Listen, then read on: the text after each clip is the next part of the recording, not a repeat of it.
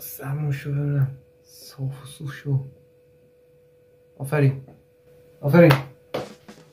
طبعا منم مثل تو از هوش مصنوعی بدم، ولی میخوام در مورد این یکی هوش مصنوعی صحبت بکنم که کلا دنیا رو ترکونده. همه جا دارم میبینمش، از استیون هاوکینگ اسکی سوار دارم میبینم تا چه میدونم خرسی که داره خونش رو تکان. و این هوش مصنوعی کلا اصلا ترکونده. هوش مصنوعی به نام سورای 2 ساخته اوپن ای آی، همون شرکتی چت جی پی تی ساخت، ولی یکی فرق. هوش مصنوعی که نه فقط عکس و نه متن بلکه ویدیو تولید میکنه و حتی در کنار اون ویدیو صداش هم تولید میکنه، یعنی صدا رو با ویدیو سینک میکنه، دهنش تکان میخوره صدا هم از پشتش میاد. اصلا این هوش مصنوعی به قدری ترکونده، یه جورایی انقلابی در صنعت هوش مصنوعی.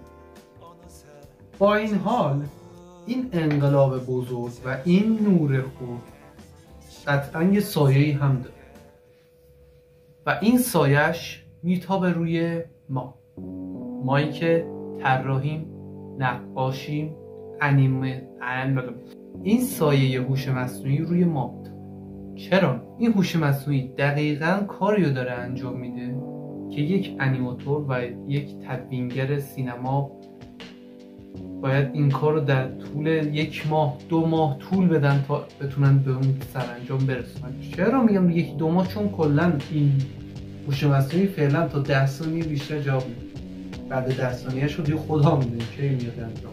و در آینده نزدیک هم هیچ بعید نیست که این هوش مصنوعی بتونه یه فیلم سینمایی مستقل هم بسازه. و این هوش مصنوعی یه سری خوبیات داره و یه سری بدی‌ها هم داره و من میخوام از بدیاش اول میام از خوبیاش میگم، چون میگن اگه میخوای یه چیزی بدیش رو بگی خوبیش هم بگو. یه سری از خوبیای این هوش مصنوعی اینه که ازش میشه به عنوان یک دستیار استفاده.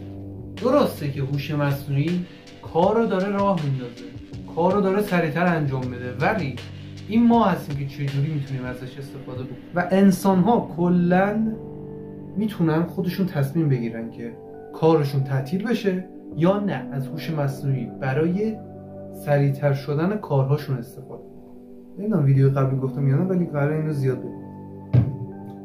و آره، این هوش مصنوعی الان تقریبا میشه گفت به عنوان یک دستیار خیلی به ما کمک میکنه.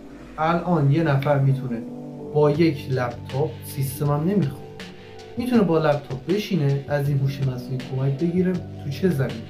برای گرفتن رفرنس، ایده و یا حتی پیاده کردن ایده هاش بدونه که جوری اون ایده‌ای که تو ذهنشه رو خلق بکنه.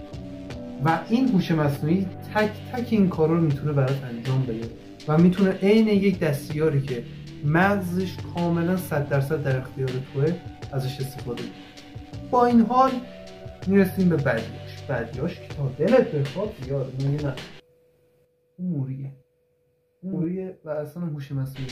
از بعدیاش بخوام بگم لیست بدم زیاد، ولی میخوام به صورت خلاصه وار براتون توضیح بدم. یکیش که مهمترین دلیل خیلی از کسایی که توی سینما و دنیای سینما دارن کار میکننه اینه که یک روزی ممکنه این هوش مصنوعی دقیقاً پشت همین میز بشینه و برای کارفرما و یا مخاطبین فیلم و سریال و انیمه و اینا بسازه. و از طرف جدا از این که ممکنه موقعیت شغلی رو به خطر بندازه، این احتمال هم داره که کسایی که صاحب سبک هستن توی انیمه و سریال و سینمایی، سورا ای آی ازش به عنوان داده استفاده بکنه، از اون سبک به عنوان داده استفاده بکنه و به عنوان صاحب سبک این ویدیو ثبت بشه، در صورتی که اون صاحب سبک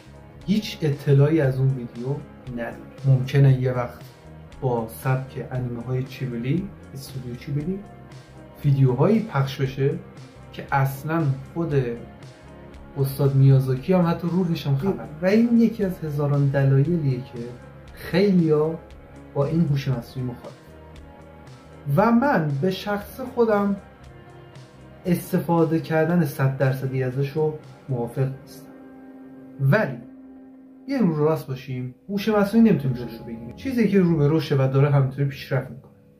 پس چرا ما نتونیم ازش استفاده کنیم؟ ما میتونیم از هوش مصنوعی به عنوان یک ابزار استفاده کنیم، به عنوان یک راهنما، به عنوان یک کمکی، دستیار کمکی استفاده کنیم. و این دست ماست که چجوری از هوش مصنوعی استفاده بکنیم. این دست ماست که هوش مصنوعی جای ما رو بگیره یا کمکمون بکنه که ما رشد بکنیم.